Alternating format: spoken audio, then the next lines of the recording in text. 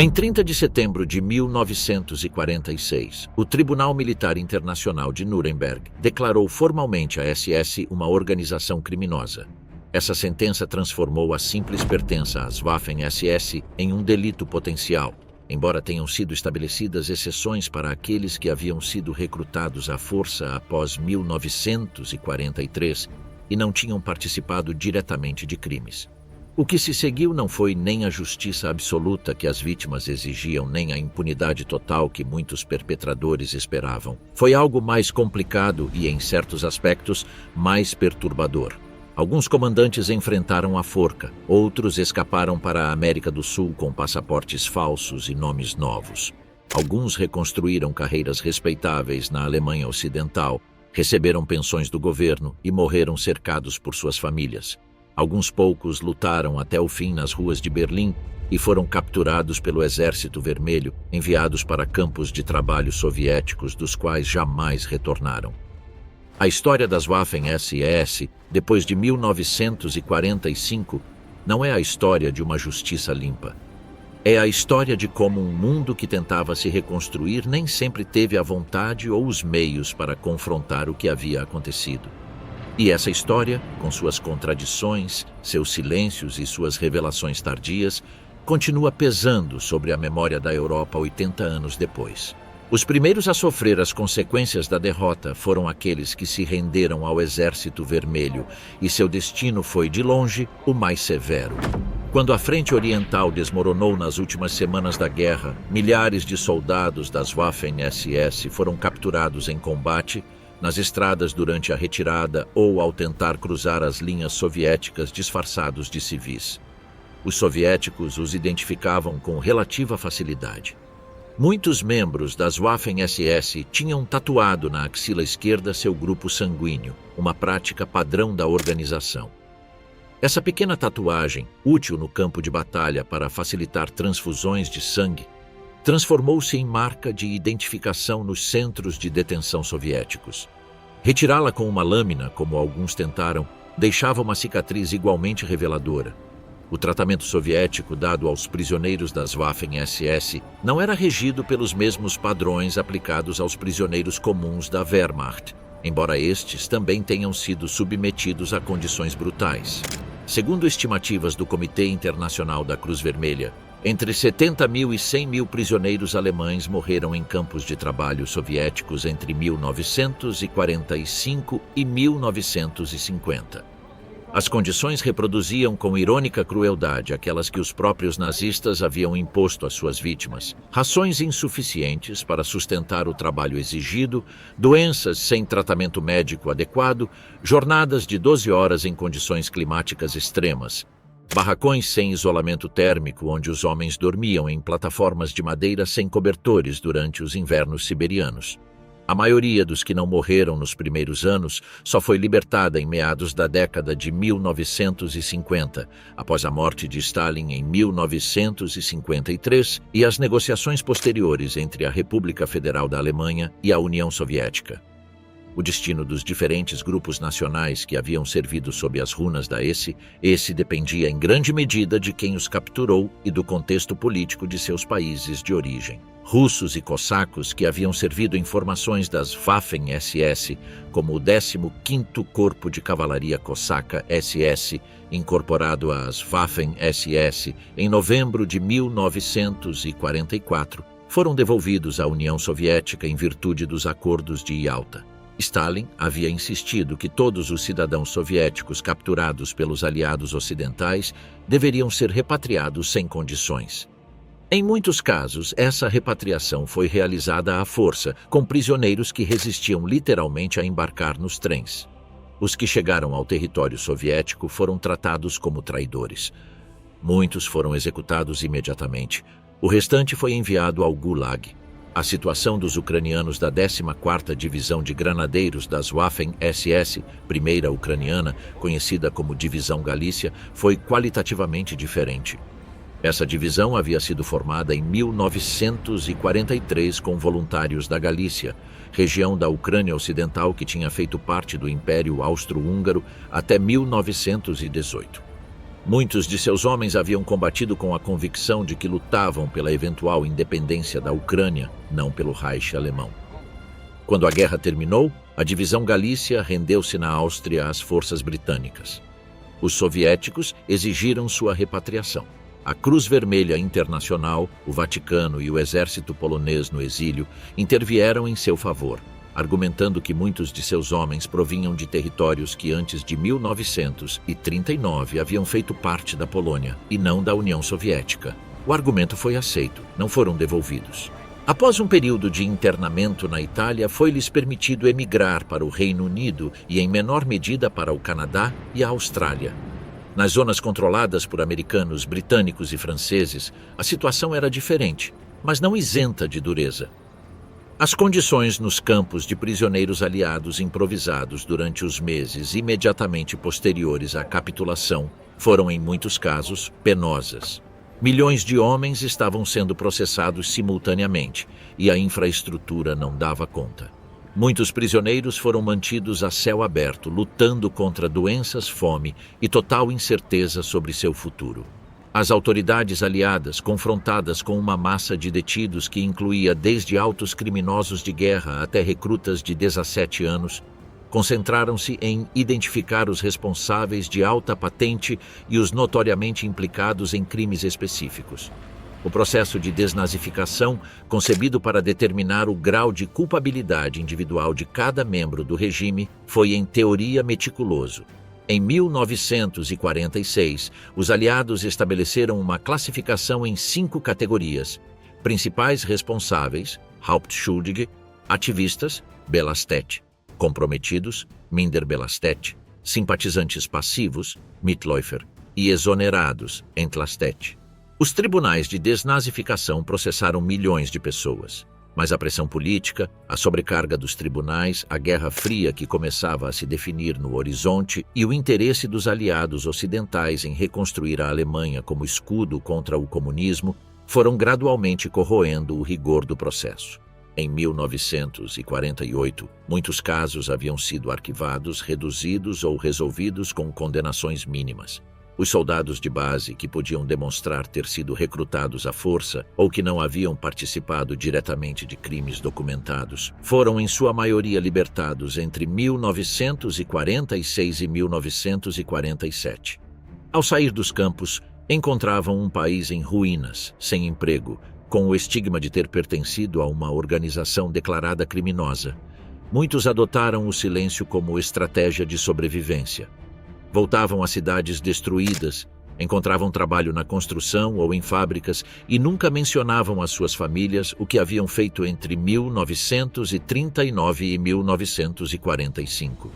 Seus filhos não perguntavam, seus vizinhos também não. Alguns foram recrutados imediatamente pelas potências aliadas para suas próprias necessidades. A inteligência ocidental reconheceu o valor dos conhecimentos e contatos de certos ex-oficiais da SS no contexto da nascente Guerra Fria. Reinhard Gehlen, chefe da inteligência militar alemã na Frente Oriental, rendeu-se aos americanos e ofereceu seus conhecimentos sobre a União Soviética em troca de proteção. Sua rede, chamada Organização Gehlen, tornou-se um instrumento da CIA na Europa e a base do futuro Serviço de Inteligência da Alemanha Ocidental. O BND Gehlen e muitos de seus colaboradores provinham dos serviços de segurança do Reich, embora nem todos fossem membros formais das Waffen-SS. Alguns haviam feito parte do SD, o Serviço de Segurança da SS. A questão das pensões foi o campo de batalha mais visível do pós-guerra. A Lei Federal de Assistência às Vítimas de Guerra de 1950, o Bundeswehrsorgungsgesetz, foi concebida para apoiar veteranos incapacitados e viúvas de guerra. O debate sobre se os membros das Waffen-SS deveriam receber benefícios equivalentes aos dos soldados da Wehrmacht foi imediatamente controverso. Os aliados haviam declarado a SS uma organização criminosa, não um ramo do exército. Excluí-los dos benefícios teria sido coerente com esse veredicto, mas fazê-lo implicava enfrentar um bloco eleitoral significativo em uma democracia recém-nascida que precisava de estabilidade. Em 1953, o chanceler Konrad Adenauer declarou publicamente que os homens das Waffen-SS haviam combatido como soldados, assim como outros. Essa declaração foi em parte resultado da pressão do lobby de veteranos HHIAG, em parte um cálculo político deliberado e em parte o reflexo de uma cultura do pós-guerra que preferia o esquecimento à confrontação. Na prática, significou que muitos ex-membros da SS podiam reivindicar pensões limitadas, especialmente aqueles que podiam demonstrar ter sido recrutados após 1943 e não voluntários. Para os sobreviventes do Holocausto, que em muitos casos não receberam compensação comparável durante décadas, essa decisão foi uma traição moral difícil de ignorar.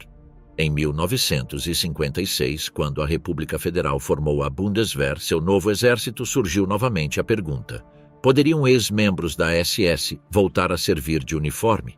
Em teoria, a resposta poderia ser afirmativa sob certas condições. Na prática, dos 3.117 ex-membros das Waffen-SS que solicitaram integrar a nova força, apenas 508 foram aceitos. O restante foi rejeitado por antecedentes ideológicos, registros criminais ou pela pressão dos conselheiros aliados que continuavam supervisionando o processo de rearmamento alemão. Os que ingressaram na Bundeswehr geralmente mantinham silêncio sobre seu passado. Em conversas com oficiais de outras nações da OTAN, o tema era um tabu tácito. O problema estrutural enfrentado pelos promotores aliados era a escala. De uma organização que, em seu auge, havia tido quase 1 milhão de membros, com 38 divisões, e uma estrutura administrativa que se estendia do Führungshauptamt em Berlim até os pelotões de execução nas aldeias bielorrussas, era humanamente impossível processar todos os responsáveis. Era necessário estabelecer prioridades. Os grandes criminosos de guerra conhecidos, os comandantes dos Einsatzgruppen, os diretores dos campos, os responsáveis por massacres documentados, eram a prioridade. Os comandantes de nível médio podiam esperar. Os soldados rasos, em geral, não eram processados, a menos que houvesse testemunhos específicos contra eles. O resultado foi uma justiça inevitavelmente incompleta. A divisão SIS Totenkopf, responsável pela custódia dos campos de concentração desde suas origens e diretamente implicada nas marchas da morte, viu apenas uma fração de seus membros enfrentar consequências legais. O mesmo ocorreu com integrantes da Das Reich, cuja história incluía os massacres de Thule e Oradour-sur-Glane em junho de 1944. 99 assassinados em Thule, 642 em Oradour, incluindo 247 crianças, e cujo comandante Heinz Lammerding viveu até 1971 na Alemanha Ocidental, construindo uma bem-sucedida carreira empresarial sob a proteção de uma lei que não permitia a extradição de cidadãos alemães. Com a divisão Wiking, responsável por crimes na Ucrânia, a situação foi semelhante. Na Iugoslávia, a abordagem foi diferente. O presidente Josip Broz Tito, consciente de que precisava unir grupos étnicos com histórias de violência mútua durante a guerra, adotou uma política pragmática. Aqueles que podiam ser acusados de crimes específicos contra cidadãos iugoslavos foram processados. Aos demais foi concedida a anistia. Isso incluiu ex-membros da SS de formações como a 13ª Divisão de Montanha Handschar e a 7ª Divisão de Montanha Voluntária, SS Prinz Eugen. Muitos dos voluntários bósnios, sérvios e croatas que haviam combatido sob as runas retornaram às suas comunidades, onde a memória da guerra e de suas lealdades era um assunto complexo que a política oficial preferia não reabrir. O que restou desse processo foi uma Alemanha que havia condenado seus piores criminosos em Nuremberg, mas que reintegrou silenciosamente dezenas de milhares de cúmplices à vida civil. Uma Europa que julgou o topo, mas deixou intacta grande parte da base da pirâmide. E uma geração de perpetradores que aprendeu que o silêncio era a melhor estratégia de sobrevivência no mundo que estava por vir. As Marchas da Morte, o último crime das SS. Antes que os aliados chegassem aos campos, as SS organizaram um dos episódios mais cruéis de todo o conflito. Desde janeiro de 1945 até os primeiros dias de maio, Mais de 250 mil prisioneiros foram obrigados a marchar a pé durante dias ou semanas desde campos na Polônia, Tchecoslováquia, Hungria e no leste da Alemanha em direção ao interior do Reich. A ordem vinha diretamente de Heinrich Himmler e do alto comando conjunto das SS. O objetivo era impedir que os prisioneiros dos campos de concentração fossem libertados pelos aliados. Para o regime, libertar as testemunhas do genocídio era uma ameaça tão grave quanto a derrota militar. As rotas eram longas, desumanas e mortais. Os prisioneiros, esqueléticos pela fome, em sua maioria doentes, mal cobertos por farrapos e descalços nos climas mais frios, foram obrigados a percorrer dezenas de quilômetros por dia sob a vigilância armada das unidades Totenkopf, os guardas dos campos. Os que caíam, os que paravam, os que não conseguiam continuar eram executados no caminho, sem exceção. Muitas vezes, os habitantes locais presenciavam as colunas sem intervir. Alguns tentavam entregar pão ou água.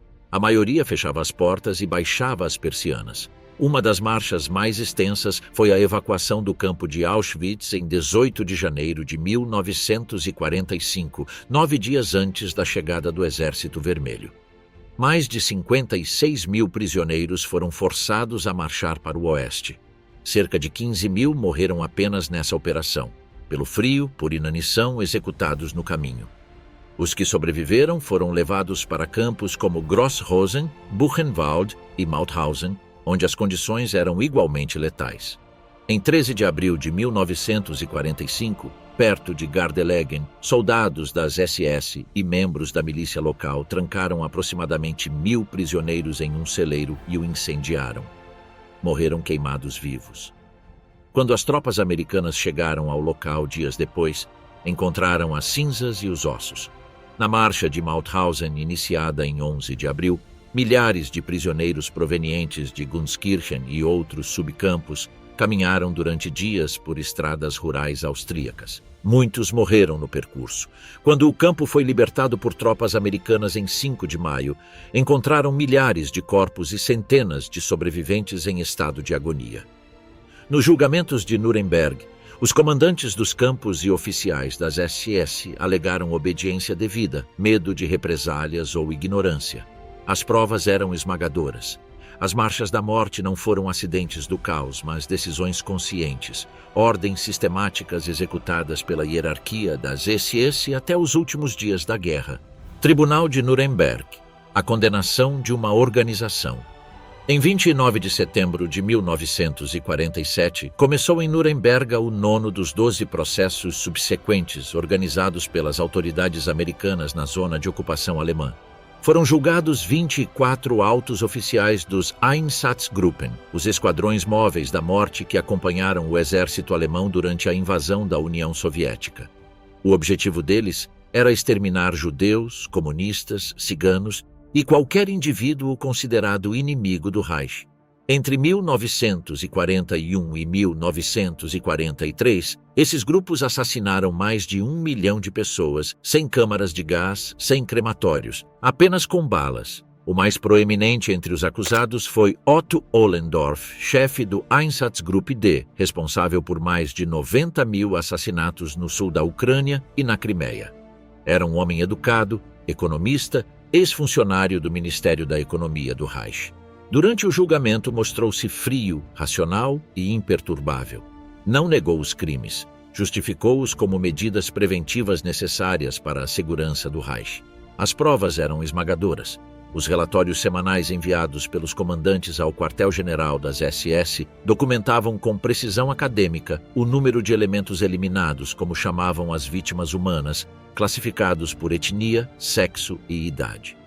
Um dos documentos mais brutais foi o relatório Jäger, elaborado pelo comandante Karl Jäger do Einsatzkommando 3, que registrou o assassinato de 137.346 pessoas entre julho e dezembro de 1941, na Lituânia. O documento incluía cada execução em detalhe. A sentença foi proferida em 10 de abril de 1948.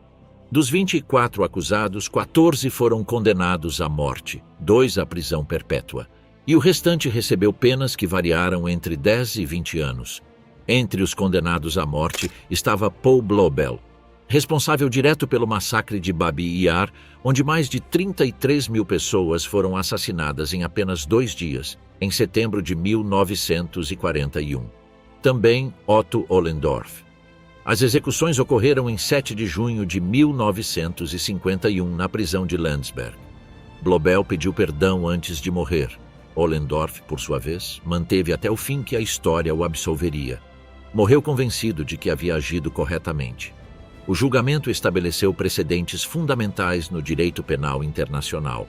Os crimes de guerra podiam ser julgados independentemente do posto do acusado. A obediência a ordens não era defesa válida diante do genocídio. Existia responsabilidade penal individual, mesmo dentro de estruturas hierárquicas militares. A caça aos grandes, destinos dos líderes das SS, Heinrich Himmler, Reichsführer SS, o arquiteto do aparelho de extermínio mais letal do século XX, tentou nas suas últimas semanas tornar-se o salvador da Alemanha. Em 21 de abril de 1945, enviou emissários através da Suécia para propor uma paz separada com os britânicos e americanos, mantendo a guerra contra a URSS ativa. O conde Folke Bernadotte, da Cruz Vermelha Sueca, recebeu a proposta. Ele a transmitiu a Londres e Washington. A resposta foi uma rejeição imediata. Quando Hitler soube da traição, expulsou Himmler de todos os seus cargos por decreto.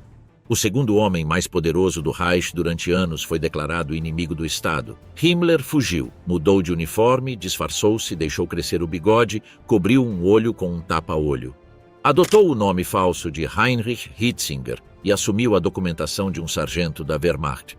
Em 21 de maio de 1945, um grupo de soldados britânicos do 2º Exército Britânico realizava inspeções de identidade de rotina perto de Bremervörde, quando deteve 3 homens suspeitos.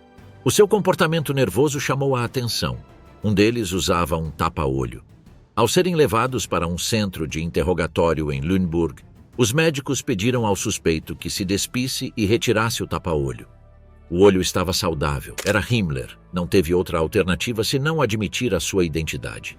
Em 23 de maio de 1945, durante um exame médico, enquanto um médico verificava a cavidade oral, Himmler mordeu uma cápsula de cianeto que tinha escondido entre os dentes. As tentativas dos médicos britânicos de reanimá-lo foram inúteis.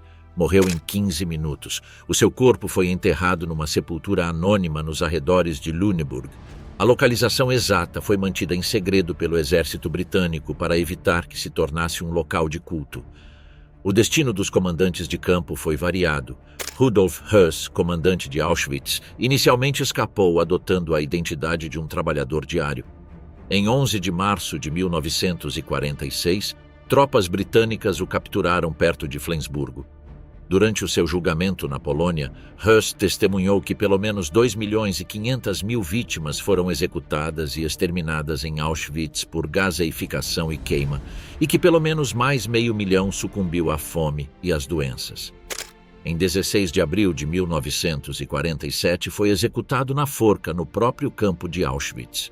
Friedrich Jeckeln, responsável pelo massacre de Babi Yar e pelo fuzilamento de 25.000 judeus em Humbula, foi capturado pelos soviéticos. Em janeiro de 1946, compareceu perante um tribunal militar soviético em Riga, Letônia.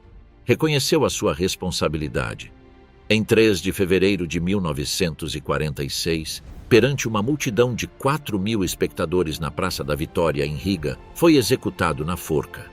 Odilo Globoknik, supervisor da Operação Reinhard, que resultou no assassinato de entre 1,5 e 2 milhões de judeus e na construção dos campos de extermínio de Belzec, Sobibor e Treblinka, foi descoberto nos Alpes por uma patrulha britânica em maio de 1945.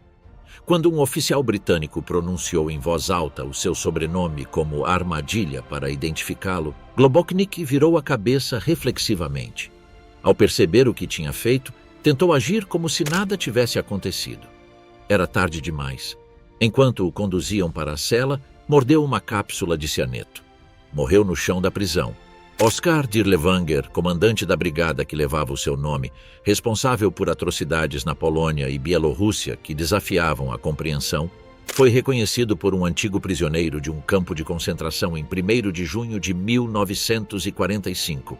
O tenente da Luftwaffe Anton Fussing, que partilhou uma cela com ele, descreveu depois o que viu. Feridas abertas e sangrantes no rosto de Dirlewanger, o seu corpo coberto de golpes. Todas as noites era arrastado da sua cela pelos guardas polacos. Em 7 de junho de 1945, 6 dias após a sua captura, a causa oficial registrou um ataque cardíaco. A verdade era que tinha morrido espancado.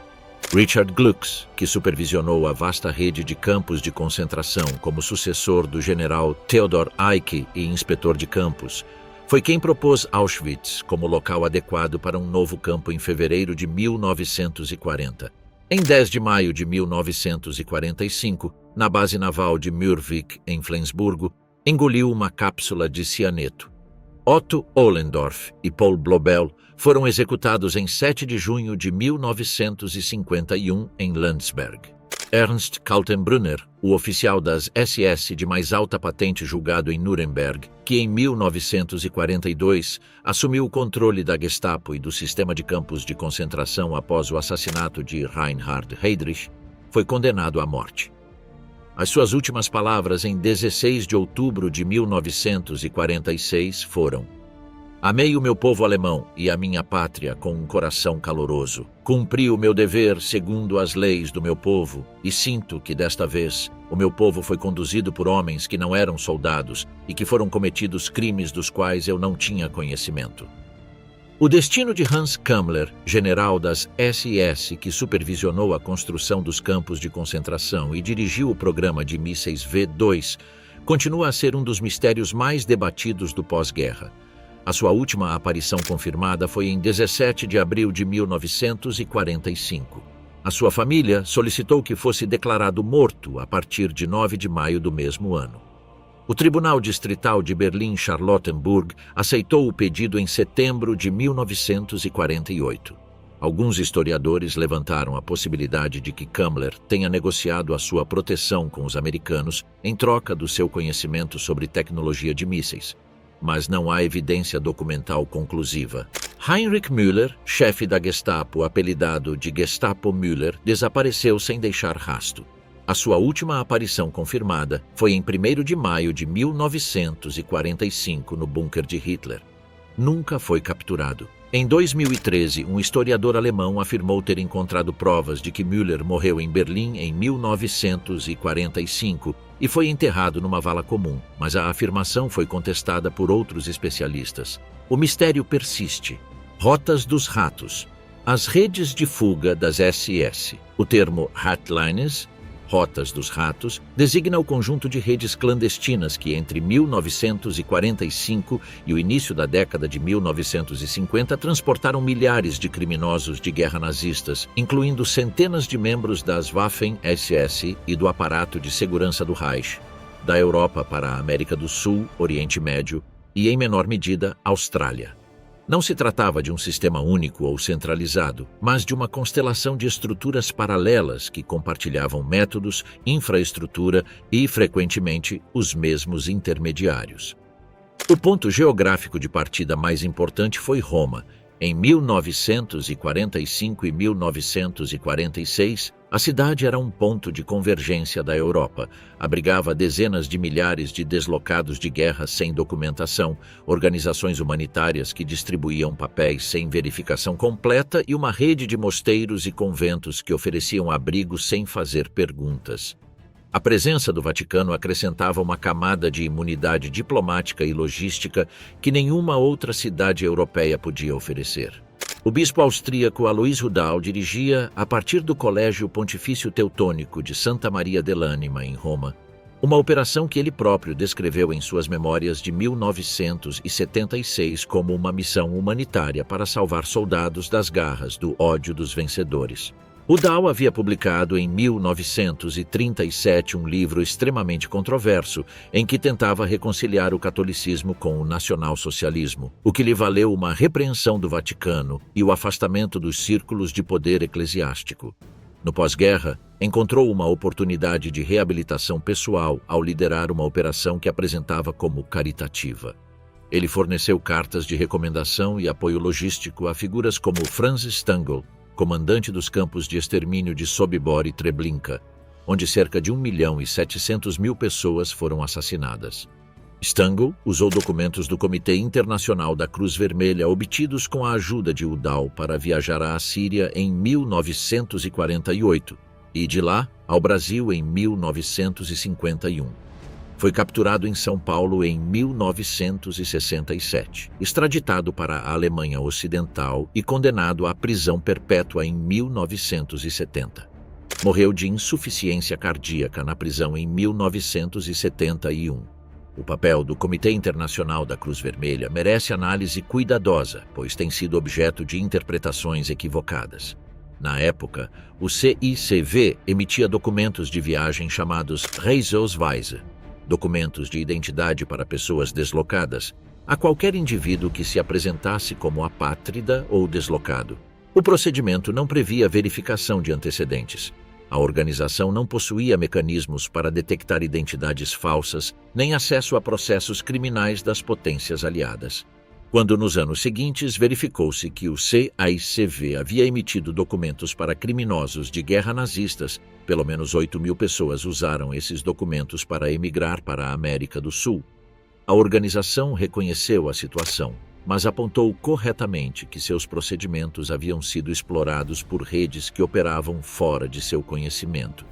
Essa explicação é factualmente correta, mas não cobre todos os casos, já que alguns funcionários locais do CICV mantiveram contatos documentados com intermediários das redes de fuga.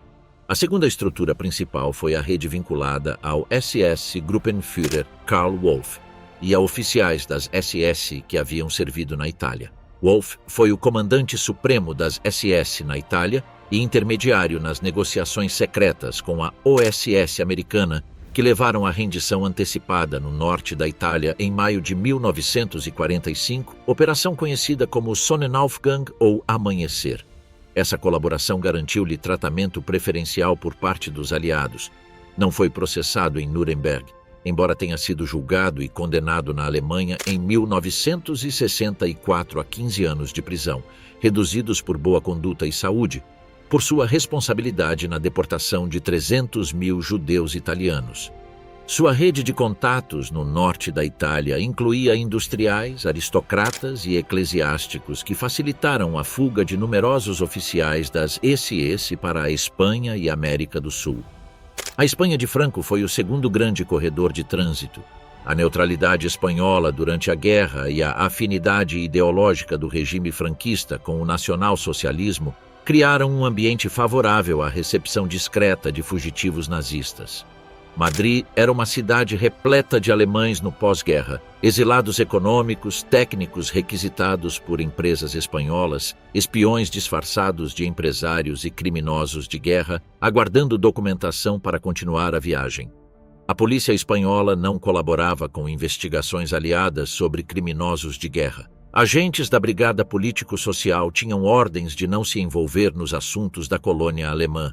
Otto Skorzeny, oficial das Waffen-SS famoso pelo resgate de Mussolini no Gran Sasso em setembro de 1943 e pelo comando das unidades de infiltração nas Ardenas em dezembro de 1944 disfarçadas com uniformes americanos, estabeleceu-se em Madrid no início da década de 1950, após escapar da custódia aliada em 1948.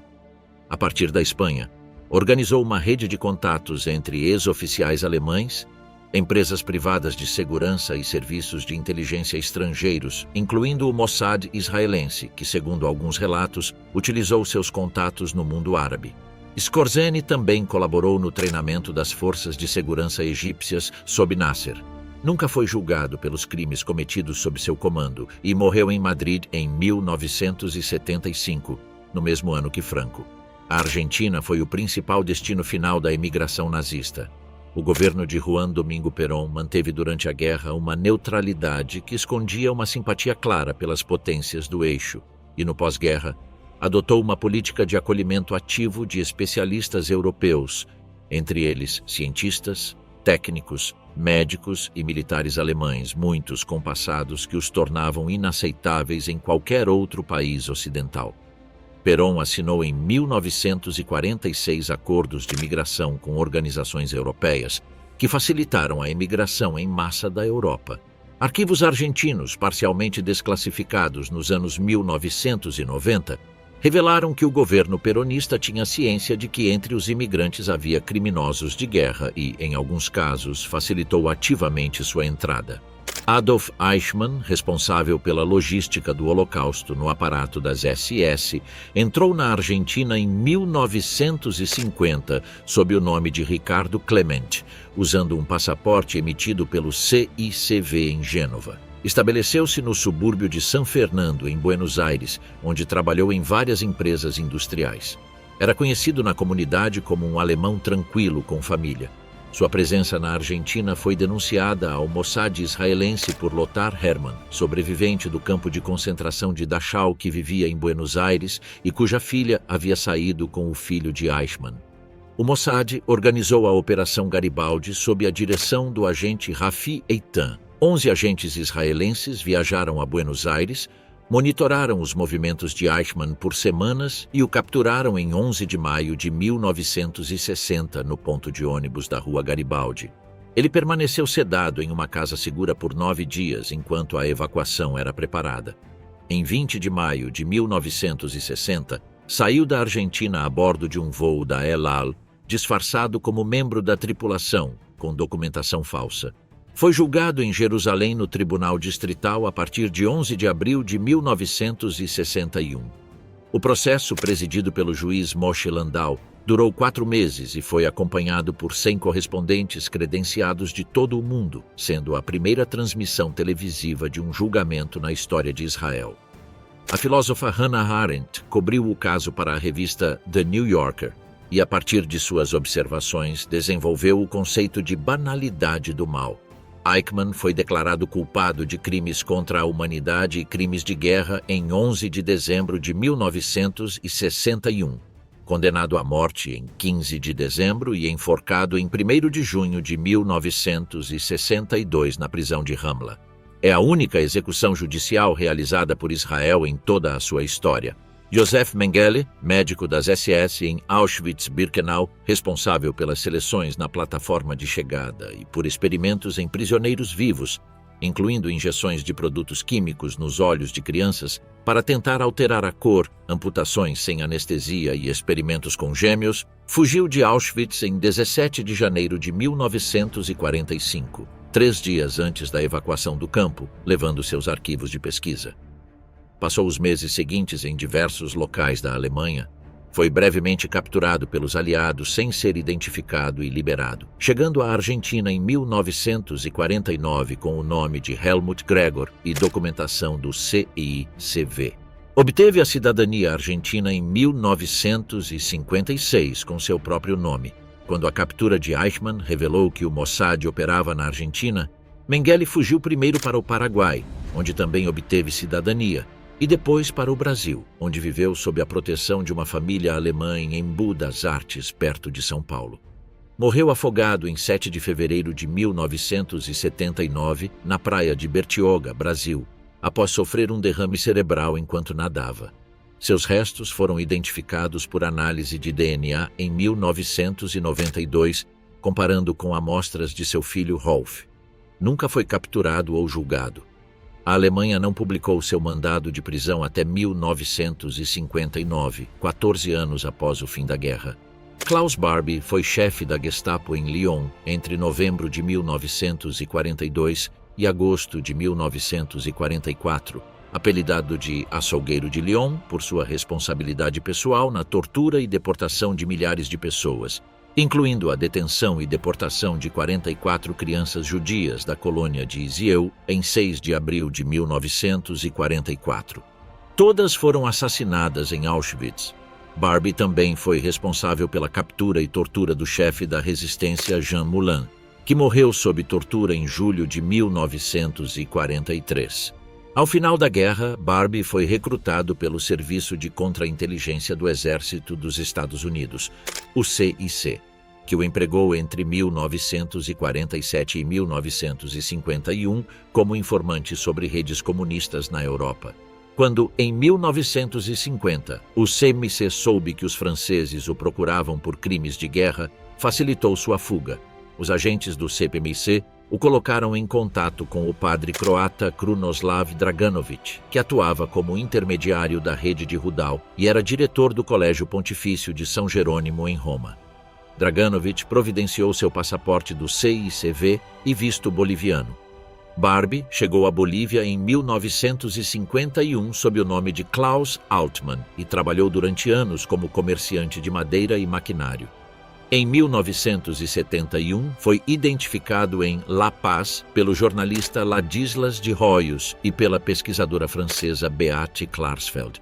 A Bolívia expulsou-o em 1983 e ele foi levado à França, onde foi julgado por crimes contra a humanidade. Condenado à prisão perpétua em 1987, morreu na prisão em Lyon em 1991. A existência de uma única organização chamada Odessa, Organisation der ehemaligen SS-Angehörigen, Organização de Ex-Membros das SS, é um tema que exige precisão histórica. O conceito foi popularizado pelo romance de Frederick Forsyth, O Arquivo Odessa, 1972, e pelo jornalismo de Simon Wiesenthal, mas pesquisas históricas posteriores matizaram sua existência. Não há provas documentais de uma organização central com esse nome operando como uma rede unificada sob comando hierárquico. O que existiu foram múltiplas redes paralelas, algumas coordenadas informalmente entre si, compartilhando infraestrutura, contatos e métodos. Alguns historiadores, entre eles Ukigoni, em sua obra A Verdadeira Odessa, 2002, identificaram redes específicas na Argentina com rigor documental suficiente para demonstrar que o Estado argentino colaborou ativamente, e não apenas passivamente, na acolhida de criminosos de guerra. A diferença é relevante. Não é o mesmo que um governo que fecha os olhos e um governo que envia diplomatas à Europa para recrutar imigrantes com passados criminosos. Simon Wiesenthal, sobrevivente do campo de concentração de Mauthausen, fundou em 1947 o Centro de Documentação Judaica em Viena. Durante décadas, coletou depoimentos, rastreou documentos e forneceu informações a promotores de vários países. Sua metodologia não era a de um pesquisador de arquivos, mas a de um coletor de testemunhos e pistas, o que lhe rendeu tanto admiração quanto críticas de historiadores acadêmicos. Ele próprio reconheceu erros em alguns casos, mas sua contribuição para manter a pressão sobre os governos europeus para que buscassem criminosos de guerra foi insubstituível durante décadas em que a vontade política de fazê-lo era escassa. Wiesenthal afirmou ter contribuído para a localização e prisão de mais de 1.100 criminosos de guerra nazistas.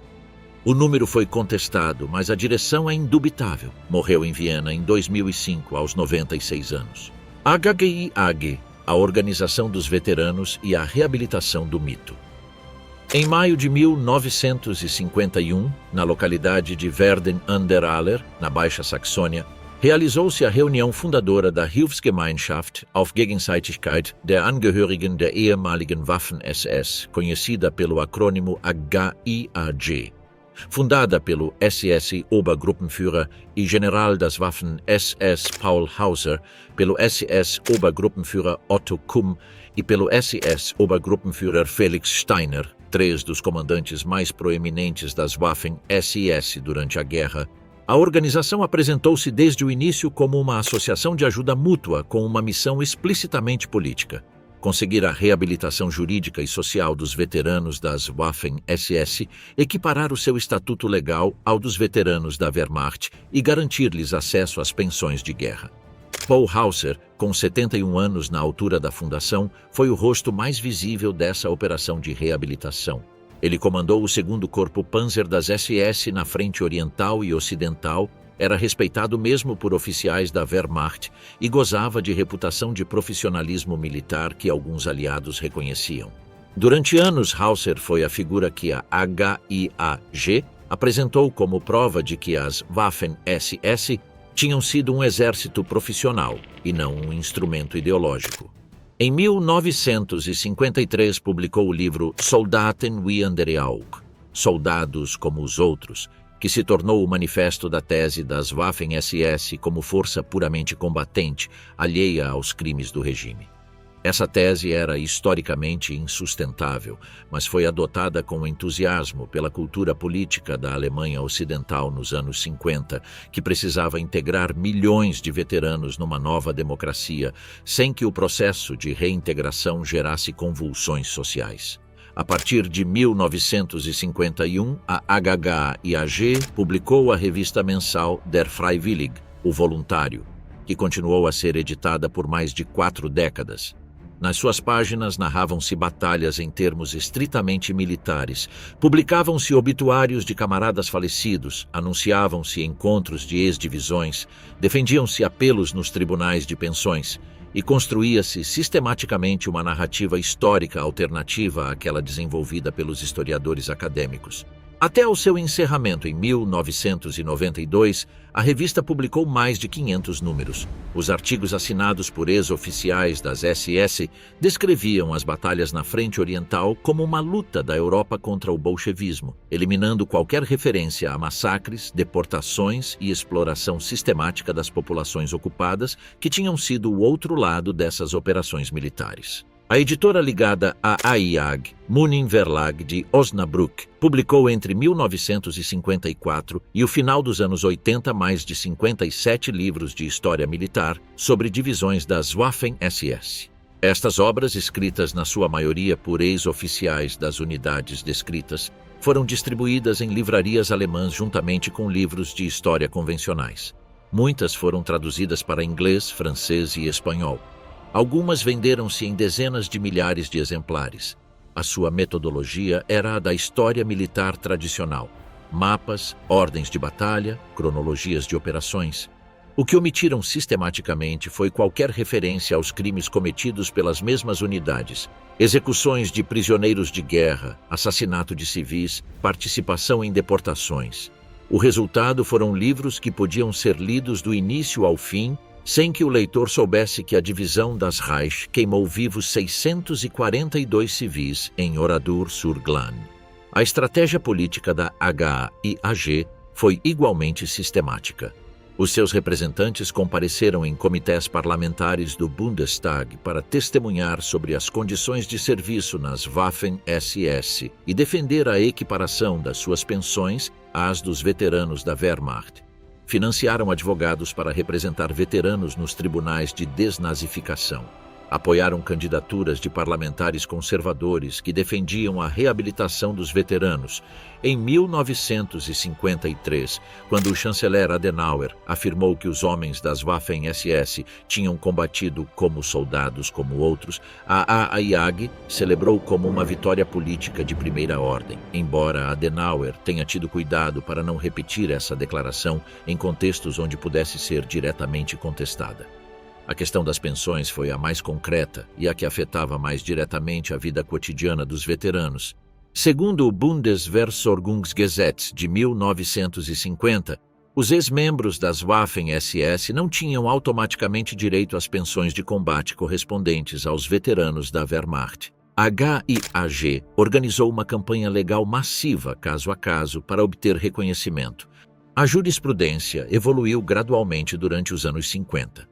Os tribunais alemães começaram a conceder pensões a ex-membros das Waffen-SS que pudessem provar que tinham sido recrutados à força após setembro de 1943, quando as Waffen-SS começaram a incorporar recrutas em vez de depender exclusivamente de voluntários, e que não tinham participado em atividades consideradas criminosas pelos tribunais aliados. O resultado foi uma classificação implícita.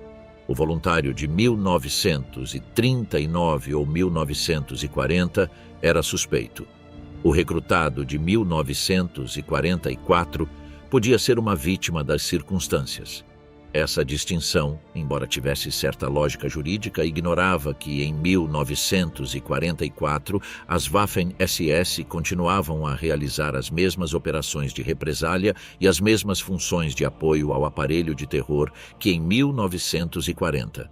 Na Bundeswehr, formada em 1956, a questão do papel dos ex-oficiais das Waffen-SS foi gerida com cuidado. O general da Wehrmacht Adolf Heusinger, que tinha servido como chefe das operações do Estado-Maior-Geral do OKH, tornou-se o primeiro inspetor-geral da Bundeswehr. Os aliados insistiram que a nova força armada alemã deveria ter um caráter diferente do antigo exército.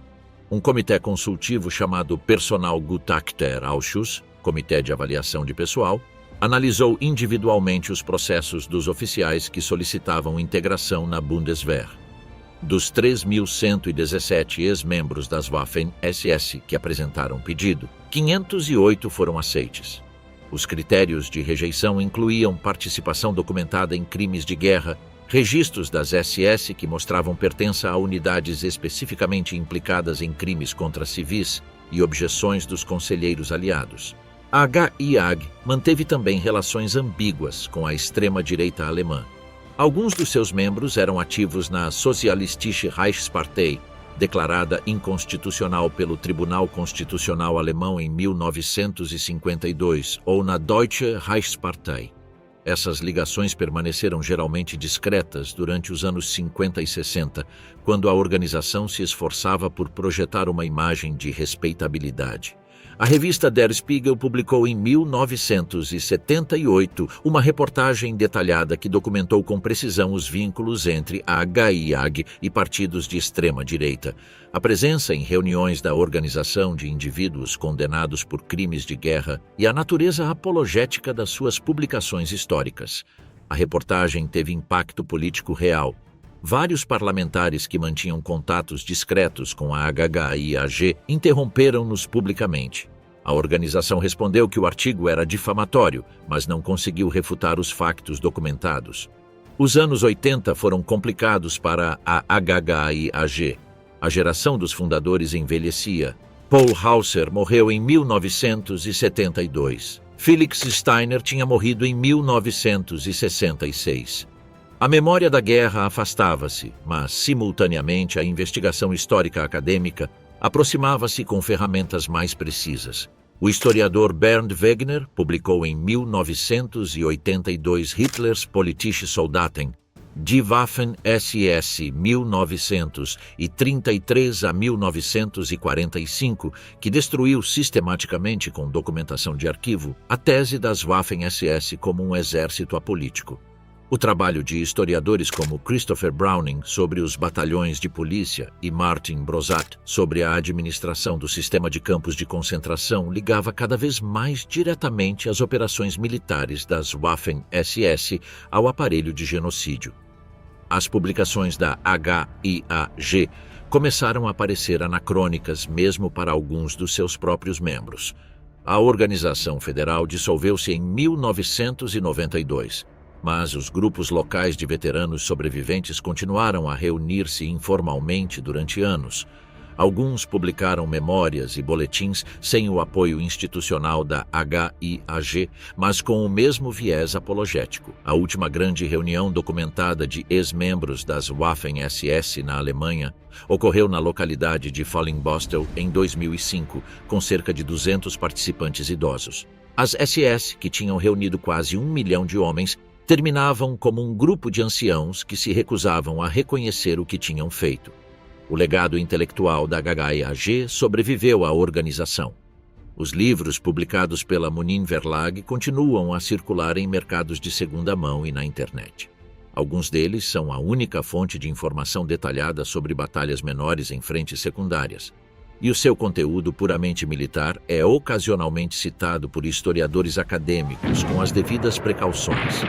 Mas em fóruns online, em grupos de colecionadores de militaria e em certos círculos de extrema-direita, essas obras circulam sem precauções críticas. A narrativa que a HIAG construiu durante 40 anos encontrou na internet um novo vetor de distribuição que a organização nunca teria podido imaginar. Justiça tardia. A memória contestada.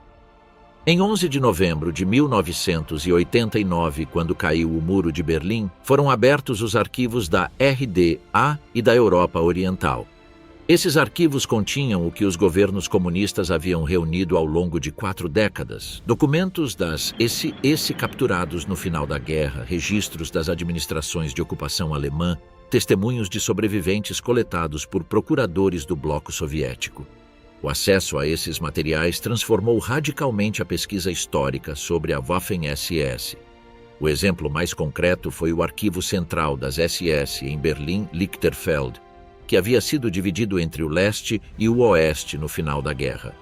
Os documentos ocidentais estavam no Bundesarchiv em Koblenz, os orientais, no arquivo do Ministério da Segurança do Estado, a Stasi, em Berlim-Lichterfeld.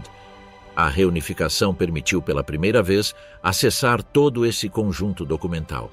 Os dossiês pessoais dos oficiais das SS que permaneciam vivos e recebiam pensões podiam agora ser comparados com registros operacionais que documentavam suas atividades reais durante a guerra.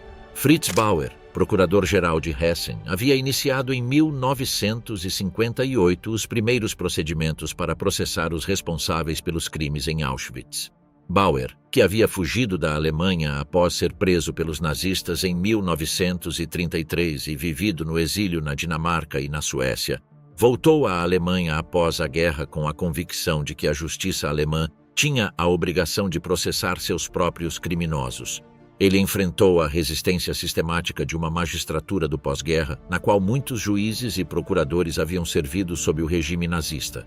Estimava-se que nos anos 1950, 80% dos altos cargos do Ministério da Justiça da Renânia do Norte-Westfália haviam sido membros do Partido Nazista. Bauer conseguiu realizar o julgamento de Auschwitz em Frankfurt entre 1963 e 1965. 22 ex-membros das SS que haviam servido no campo foram julgados.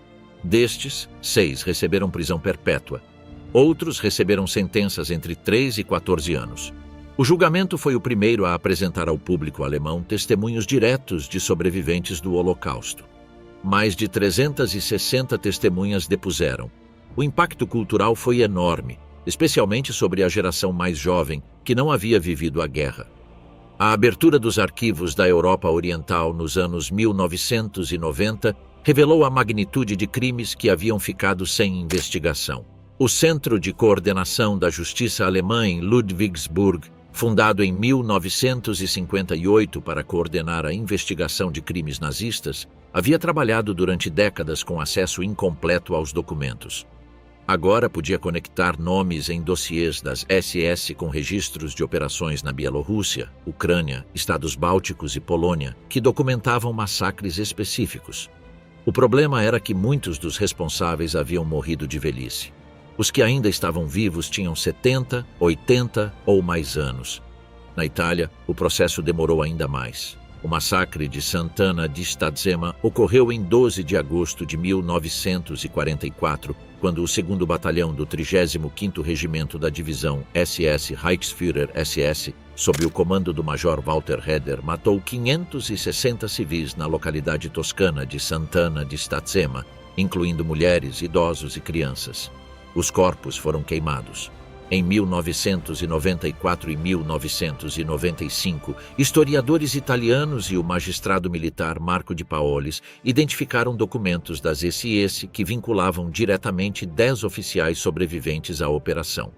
O governo alemão foi notificado.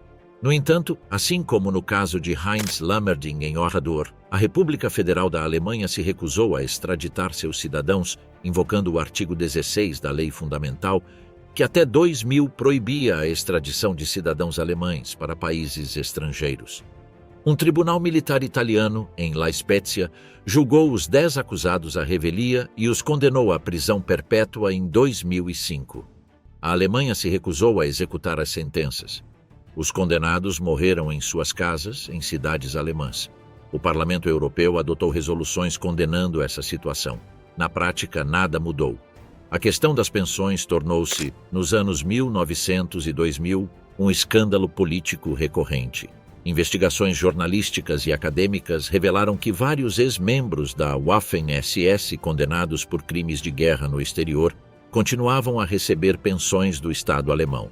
Arvid Frederiksen, ex-membro da divisão Nordland de nacionalidade dinamarquesa, que havia sido condenado na Dinamarca por crimes de guerra, recebia uma pensão de invalidez de guerra do sistema de seguridade social alemão enquanto cumpria pena em uma prisão dinamarquesa. Casos semelhantes foram documentados nos anos 2000 com membros de divisões letãs e estonianas da Waffen-SS que residiam na Alemanha após emigrar no fim da Guerra Fria. O Bundestag debateu em várias ocasiões emendas ao Bundeswehrsorgungsgesetz para excluir condenados por crimes de guerra. Algumas emendas foram aprovadas, outras não. A situação nos países bálticos e na Ucrânia introduziu uma dimensão diferente ao debate. Na Estônia, Letônia e Lituânia, a memória das Waffen-SS locais fundiu-se com a memória da resistência à ocupação soviética. A lógica era compreensível do ponto de vista das vítimas dessas ocupações. Se a União Soviética era o principal inimigo e as divisões das Waffen-SS haviam combatido contra ela, essas divisões poderiam ser apresentadas como resistentes, embora tivessem usado uniformes alemães e jurado lealdade a Hitler. A 20ª Divisão de Granadeiros das Waffen-SS, primeira estoniana, e a 19ª Divisão de Granadeiros, segunda letã, tornaram-se na Lituânia e na Letônia, respectivamente, objetos de comemoração oficial. Em Riga, desde o início dos anos 2000, realizam-se marchas anuais em 16 de março, data em que, em 1944, as duas divisões letãs das Waffen-SS lutaram juntas pela primeira vez. Essas marchas reuniram ex-combatentes, descendentes e, ocasionalmente, membros de partidos de extrema-direita europeus. O Parlamento Europeu as criticou em múltiplas resoluções. O governo letão respondeu que o contexto da ocupação soviética justifica o reconhecimento de quem lutou contra ela, independentemente do uniforme que usassem. Na Estônia, o Memorial de Sinimäe, na região de Ida-Virumaa, homenageia os soldados da linha Tannenberg, onde no verão de 1944, unidades das Waffen-SS, incluindo a 20ª Divisão Estoniana, combateram durante semanas contra o avanço soviético. A batalha foi militarmente significativa e as perdas de ambos os lados foram enormes. O memorial mistura sem distinção a memória dos soldados estonianos que lutaram no lado alemão com a dos combatentes das forças de resistência estonianas de outras filiações.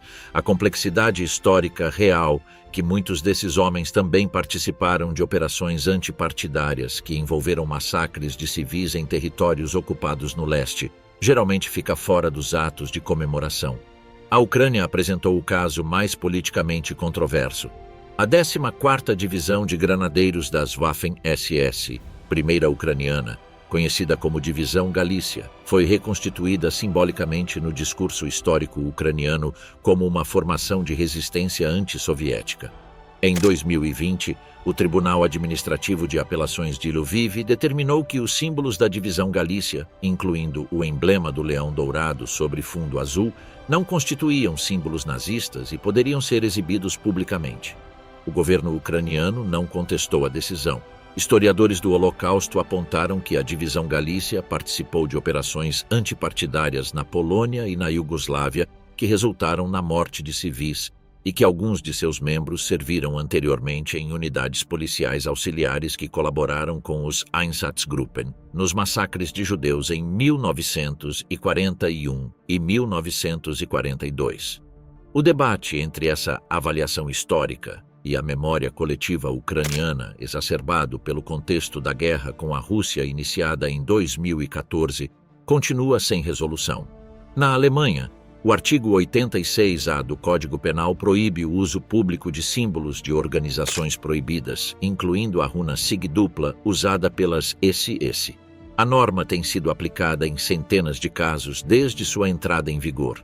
Na prática, a coleção de militaria das SS, uniformes, condecorações, documentos, opera em uma zona cinzenta legal na qual a posse privada geralmente é tolerada. Mas a exibição pública pode ser ilegal, dependendo do contexto e da intenção. Na internet é impossível distinguir entre colecionismo, curiosidade histórica e propaganda ativa. Os mesmos fóruns onde historiadores amadores discutem a história de uma divisão das Waffen-SS incluem participantes que usam iconografia nazista como imagem de perfil. As pesquisas acadêmicas dos anos 1990 e 2000 desmontaram definitivamente a tese da Waffen-SS como um exército apolítico. Peter Longerich documentou em sua obra Himmler, 2008, A participação direta e integral da Waffen-SS no aparato do genocídio em todos os níveis. Sönke Neitzel e Harald Welzer publicaram em 2011 Soldaten, uma análise das gravações secretas de conversas entre prisioneiros de guerra alemães realizadas pelos aliados durante a guerra. Os soldados, incluindo membros da Waffen-SS, falavam sobre massacres de civis e execuções de prisioneiros com uma normalidade que revelava até que ponto a violência estava integrada ao seu conceito de guerra. Christoph Dickmann demonstrou em seu estudo sobre a Lituânia que as Waffen-SS forneceram entre 25% e 30% do efetivo dos Einsatzgruppen nos primeiros meses da campanha do leste. O trabalho de Alexander Prusin sobre os auxiliares locais das SS na Ucrânia ocupada mostrou a extensão das redes de cumplicidade que cercavam as Waffen-SS nos territórios ocupados. A soma dessas pesquisas acumuladas ao longo de décadas chegou tarde para a maioria dos perpetradores, mas produziu uma mudança real na educação histórica alemã, no tratamento museológico do período e na compreensão acadêmica do que foi a organização. Os museus que, nos anos 1950, exibiam as divisões das Waffen-SS como exemplos de coragem militar agora incluem, na melhor das hipóteses, seções dedicadas aos seus crimes. O Memorial do Holocausto de Berlim, inaugurado em 2005, não menciona nenhuma formação das Waffen-SS pelo nome, mas sua existência e escala são a melhor resposta possível a 40 anos de publicações da Munin Verlag. O peso da memória, lições e advertências. Hoje praticamente não existem mais veteranos das Waffen-SS. As suas associações desapareceram, mas o legado deles persiste de maneiras que continuam relevantes. Nos debates sobre memória histórica e justiça de transição, a história das Waffen-SS após 1945 oferece uma lição complexa sobre os limites da justiça institucional quando confrontada com a escala da cumplicidade em massa. O Tribunal de Nuremberg condenou os líderes. Os julgamentos subsequentes atingiram alguns comandantes de nível médio. Mas de uma organização que no seu auge chegou a quase 1 milhão de homens, a proporção daqueles que enfrentaram consequências legais reais foi pequena. Os mecanismos de evasão foram múltiplos, as redes de fuga que levaram criminosos para a América do Sul e outros destinos, a pressão política de grupos de veteranos que influenciou os partidos alemães, a lógica da Guerra Fria que levou ocidentais e soviéticos a instrumentalizar alguns ex-nazistas para seus próprios fins de inteligência. O peso do pragmatismo econômico, que fez da reintegração uma prioridade sobre a responsabilização, e talvez mais duradouro que qualquer outro mecanismo, o silêncio. O silêncio dos perpetradores sobre o que haviam feito. O silêncio das famílias que não perguntavam. O silêncio de uma sociedade que preferia olhar para frente. Esse silêncio começou a se romper na década de 1960 com o julgamento de Eichmann, na década de 1970 com as investigações jornalísticas sobre a HHIAG, na década de 1980 com os debates sobre a figura do soldado alemão comum e de forma mais profunda após 1989, quando os arquivos foram abertos e uma nova geração de alemães começou a fazer perguntas que seus pais e avós haviam evitado. O mito do soldado das Waffen-SS como combatente apaixonado, mas apolítico, como cavaleiro moderno à margem dos crimes do regime, foi construído deliberadamente após a guerra por homens que sabiam exatamente qual havia sido seu papel. Esse mito sobreviveu por décadas porque foi útil para aqueles que queriam se reintegrar à vida civil do pós-guerra, para os políticos que buscavam votos e para uma sociedade que preferia o conforto do esquecimento à incomodidade da memória. A historiografia moderna desmontou esse mito de forma sistemática. As Waffen-SS não estiveram separadas dos crimes do regime. Foram parte integrante do aparato genocida nazista, tanto na frente quanto na retaguarda. 1/3 dos membros das Einsatzgruppen foi recrutado entre o pessoal das Waffen-SS antes da invasão da União Soviética. A construção das câmaras de gás de Auschwitz foi supervisionada pelo Escritório de Construção das SS. Cerca de 7.000 membros serviram como guardas nesse campo. 80 anos depois, a história das Waffen-SS após 1945 continua sendo um aviso sobre o que acontece quando uma sociedade permite que os perpetradores de crimes em massa escrevam sua própria história. E sobre o trabalho que a memória honesta exige quando essa história já foi escrita.